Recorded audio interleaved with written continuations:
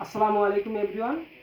In the beginning of this episode, I expand my cordial greetings to you all.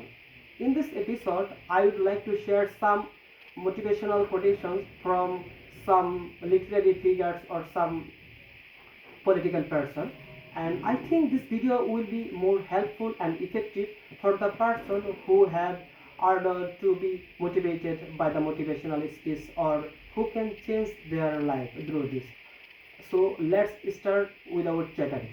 First one, Paulo Coelho said, when you want something, all the universe conspires in helping you to achieve it. অর্থাৎ আপনি যদি পৃথিবীতে কোনো কিছু পেতে চান তাহলে পুরো বিশ্ব ষড়যন্ত্র করবে আপনাকে সেটা পাইয়ে দেওয়ার জন্য। Ernest Hemingway said that man is not made for defeat. A man can be destroyed but not for defeated.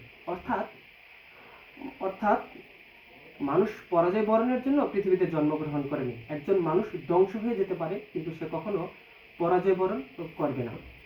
William Makepeace Thackeray said that life is a mirror. If you frown at it, it frowns back. If you smile, it returns greetings. অর্থাৎ জীবন হলো একটি দর্পণের মতো। আপনি যদি হাসেন সেও হাসবে, আপনি যদি ব্যঙ্গ করেন সেটাও ব্যঙ্গ করবে।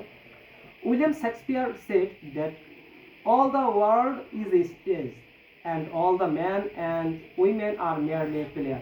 পুরো পৃথিবীটি একটি রঙ্গমঞ্চ এবং এর যে নরনারী তারা হচ্ছে অভিনেতা। Abraham Lincoln said with malice towards none, with charity for all. অর্থাৎ পৃথিবীর সকলের সাথে সৌহার্দ্য, কোনো শত্রুতা নয়। And another motivational speaker said, if you lose your money, you lose nothing. If you lose your health, you lose something. But if you lose your character, you lose everything. অর্থাৎ আপনি যদি আপনার টাকা হারান, it doesn't matter. কিন্তু আপনি যদি আপনার স্বাস্থ্য হারান, it may be hamper something. But আপনি যদি আপনার চরিত্রকে নষ্ট করে দেন তাহলে আপনার জীবনের সব কিছুই শেষ হয়ে গেল। And I think that's all for the moment. I don't want to prolong my session. Have a good day.